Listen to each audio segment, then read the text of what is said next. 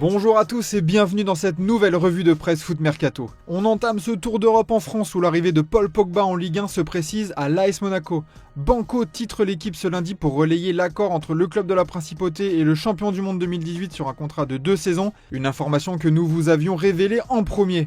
Un coup de chaud pour un recrutement clinquant à l'AS Monaco qui était plutôt habitué à des transferts intelligents pour des joueurs loin de l'importance médiatique de Paul Pogba, comme Denis Zakaria, Takumi Minamino ou Lamine Camara pour ne parler que des milieux de terrain. Après plus d'1 an et demi sans jouer, Pogba va donc refouler les terrains en Ligue 1, mais ce retour est entouré de doutes, notamment concernant sa forme physique. Un physique en question, titre le quotidien sportif français, puisque même si la plupart des joueurs ne sont pas en pré-retraite à 32 ans, et même si on a pu voir Paul Pogba arborer un physique impressionnant sur ses dernières publications sur les réseaux sociaux, rien ne dit qu'il sera en forme physique pour supporter le rythme des matchs officiels de haut niveau. Pour le Figaro Sport, cette arrivée est un véritable événement pour la Ligue 1 qui va peut-être attirer les yeux des observateurs du football mondial. Paul Pogba va-t-il réussir son Pogback? Affaire à suivre. D'ailleurs, en plus de la pioche, l'AS Monaco avance bien sur le dossier Ansu Fati. Selon nos informations, alors que les Barcelonais ne voulaient qu'un transfert sec pour son joueur, les champions d'Espagne auraient changé de fusil d'épaule.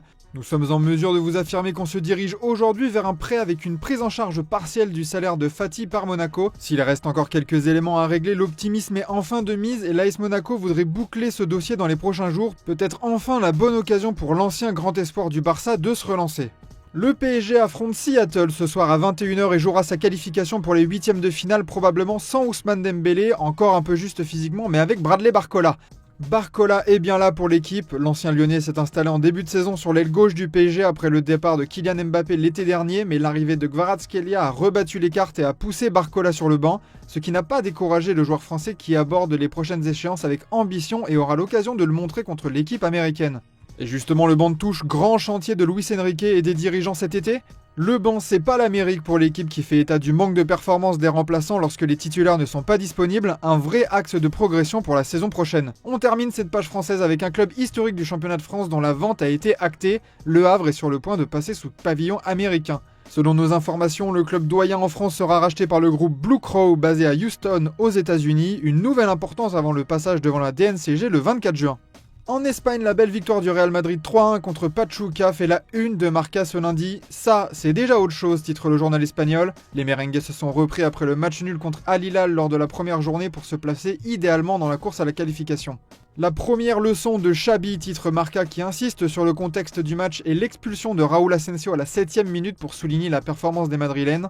À plus grande difficulté, meilleur Madrid pour Marca, tandis que pour Mundo Deportivo, on parle d'effroi et triomphe. Une victoire importante pour le classement, mais aussi pour Sergio Neto, le premier socio de l'histoire du Real Madrid. Abonné au club depuis le 1er décembre 1932, il est décédé juste avant le match et As a tenu à lui rendre hommage. Elle est pour toi, Sergio. Malheureusement, des incidents ont émaillé cette rencontre. Antonio Rüdiger affirme avoir été victime de propos racistes venant de Gustavo Cabral, défenseur argentin de Pachuca. Xabi Alonso a défendu son joueur après la rencontre, mais le joueur du club mexicain a donné sa version de l'histoire. J'ai dit cagón de mierda, qu'on pourrait traduire en français par trouillard de merde. Une expression utilisée en Argentine selon le joueur. L'entraîneur de Pachuca a lui aussi défendu son joueur, premier élément négatif dans cette Coupe du Monde des clubs. Et la victoire du Real doit donner des idées à l'Atlético qui joue contre Botafogo ce soir et un seul mot d'ordre avant le match pour Marca, marquer, marquer et marquer. Leur qualification passera sur un match offensif et Julián Álvarez apparaît confiant. On a besoin de 3 buts pour passer et c'est ce qu'on va faire, relate As. Plus de pessimisme pour Mundo Deportivo qui parle d'un miracle pour que l'Atlético puisse passer au tour suivant. Du côté de Barcelone, on court toujours après Nico Williams, la bonne affaire pour Mundo Deportivo. Le quotidien catalan insiste sur le prix du joueur de Bilbao, un peu plus de 60 millions d'euros, bien moins cher que les autres joueurs stars à son poste transférés ces dernières saisons comme Grealish, Mbappé, Hazard ou Anthony. Mais pas d'arrivée prévue pour l'instant, pas d'accords ont été passés entre les clubs. En Italie, la victoire étincelante de la Juventus fait la une et plus particulièrement la performance de Kenan Yildiz. Avec Yildiz, tout est possible, titre Quotidiano Sportivo, tandis que pour la Gazzetta dello Sport, le surnom est tout trouvé, le Petit Prince. Avec un but contre son camp provoqué et un doublé marqué, il a été le grand artisan de la victoire des siens. De son côté, l'Inter Milan n'est pas encore qualifié mais peut compter sur Lautaro Martinez en belle forme dans cette Coupe du Monde des clubs. Ils sont passés pas loin du match nul contre Urawa, mais l'Argentin a fait preuve de leadership et est l'âme de cette équipe. Lautaro mondial pour la Gazzetta dello Sport qui fait le bilan statistique de Lautaro à l'Inter. 153 buts en 333 matchs, toutes compétitions confondues. Dans l'autre club de Milan, on peaufine la préparation de la saison prochaine pour retrouver les sommets de la Serie A avec un focus sur le programme qui attend l'équipe de Massimiliano Allegri. Un départ au max, titre le quotidien aux pages roses qui indique qu'Allegri veut profiter de la non-participation à la Coupe du Monde des clubs pour bâtir un groupe solide dès les premiers entraînements. Ces entraînements se feront certainement sans Théo Hernandez sur le départ. Des flancs 100 mètres, titre la Gazzetta, indiquant que le Français aurait accepté une offre venue d'Arabie Saoudite et l'option numéro 1 pour le remplacer se nomme Thiago Santos. Le joueur de Lille serait estimé à 15 millions d'euros et en cas d'échec dans les négociations, le joueur de Monaco, Vanderson, serait ciblé. Enfin en Italie, concernant le mercato, une offre pharaonique est arrivée sur la table de Victor Osimhen. C'est en tout cas ce qu'annonce le Corriere dello Sport qui part d'un contrat de 40 millions d'euros par saison pendant 4 ans. Un total donc de 160 millions d'euros qui attend le joueur nigérian, une somme difficilement refusable. Longtemps annoncé sur le dossier, Galatasaray n'est plus dans le coup et Naples attend maintenant la décision de son joueur pour se prononcer. La clause libératoire du joueur est estimée à 75 millions d'euros. On part en Angleterre où Pep Guardiola prévoit un exode de joueurs hors de Manchester City.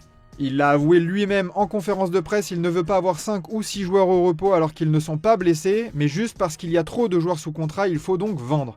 On parle de 4 à 6 départs prévus dans la presse, quelques bonnes affaires peuvent donc émerger. D'ailleurs, toujours autour de City, Pep Guardiola se verrait bien entraîner en Amérique du Sud un jour. Le Manchester Evening News le rapporte, il aime la culture et les fans. Peut-être prépare-t-il déjà son prochain chapitre. Toujours à City, John Stones s'est confié à la presse britannique sur sa grave blessure qui l'a tenu à l'écart des terrains pendant un an. Des jours sombres ont jeté un voile sur mon futur, a-t-il avoué au Daily Express, tandis que pour le Daily Mail, l'international anglais entrevoit le bout du tunnel. En tout cas, s'il y en a un qui ne va pas partir du club, c'est Ryan Cherki. Arrivé il y a quelques semaines à Manchester City, le néo-international français a impressionné lors de son entrée en jeu contre le Wydad. Pep Guardiola s'est félicité de cette entrée réussie, indiquant que l'ancien Lyonnais était plus à l'aise dans l'équipe, avec un aperçu de ce qu'il peut faire dans le futur. À Manchester United, le mercato est toujours d'actualité, mais cette fois-ci à propos des départs. Toujours selon le Manchester Evening News, Ruben Amorim s'apprête à dégraisser fortement en vue d'une saison sans Coupe d'Europe. Des mouvements nécessaires pour enfin y voir plus clair dans un effectif très fourni. Et justement, un des premiers départs pourrait être Jadon Sancho, puisque la Juve et Naples sont sur les traces de l'ailier anglais, devenu indésirable à Old Trafford. On termine au Portugal avec le coup de poing sur la table de André Villas-Boas à Porto. La défaite contre l'Inter Miami après le nul contre Palmeiras a laissé des traces, une défaite qui devrait leur donner honte, relaye Abola. La confiance envers l'entraîneur, Martin Anselmi, est mise à rude épreuve, mais pas de panique pour lui, même s'il avoue que c'est difficile de se sentir abandonné. Le match contre Al Ahly ressemble déjà à une dernière chance pour lui. À Benfica, on prépare un gros coup sur le mercato puisqu'une offensive pour Thiago Almada serait en cours. Benfica attaque Thiago Almada, indique Abola dans sa une, qui ajoute que l'Argentin est un crack dans ses pages intérieures. L'OL valorise son joueur à 40 millions d'euros, mais selon la presse portugaise, Benfica possède un atout.